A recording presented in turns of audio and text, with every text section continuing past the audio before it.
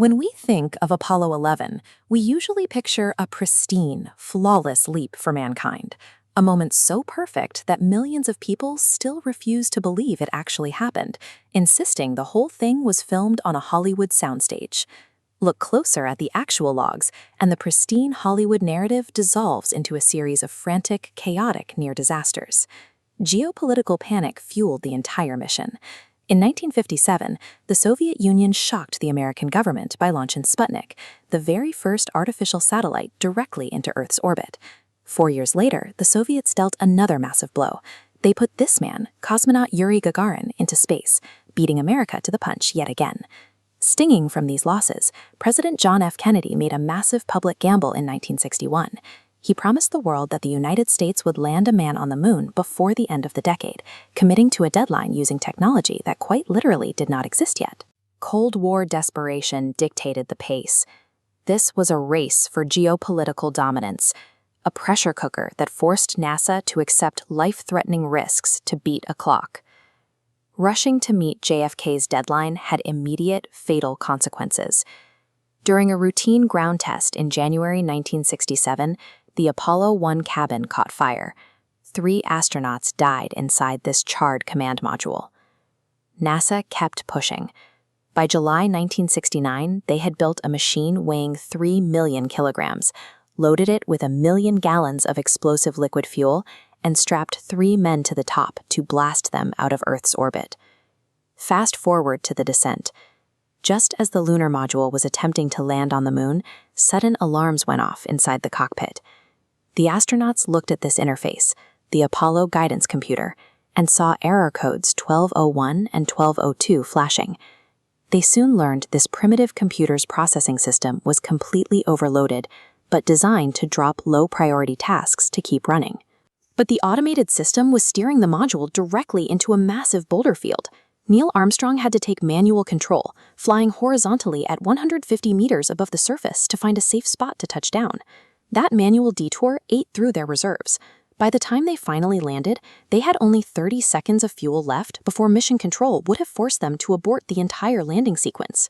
Humanity's great historic triumph was mere seconds away from total failure. It took intense human skill and improvisation to compensate for failing overloaded technology. The chaotic, error-prone reality of the mission is exactly why the staged hoax theories fall apart. Even the rival Soviet Union officially acknowledged the landing as factual right after it happened. Take the most common claim, the fluttering flag. The flag wasn't blowing in a breeze. NASA engineers knew there was no wind on the moon, so they built a horizontal support rod into the top to hold the fabric out. The rod jammed during setup, and the aluminum pole acted like a spring, causing a ripple effect in the vacuum of space. People also point to the lack of stars in the photos, or the bizarre angles of the shadows. But this was a lunar daytime landing.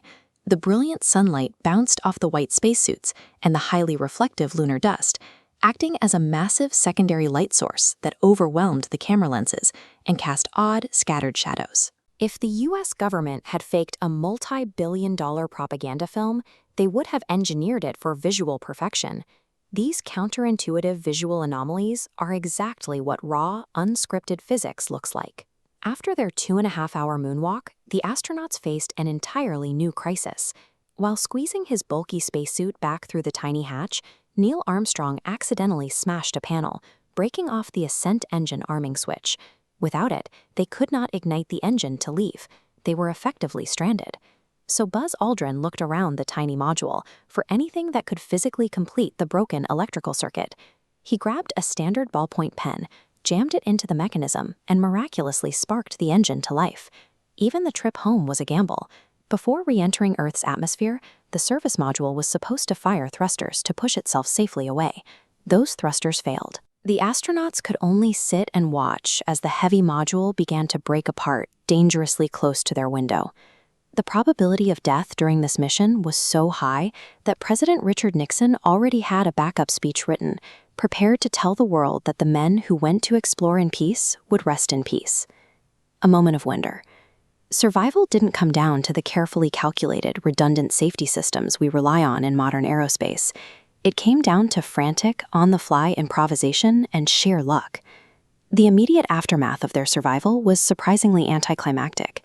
After being plucked from the ocean, the astronauts were securely locked inside this silver mobile quarantine facility for 2 weeks, just in case they brought back deadly, unknown lunar pathogens.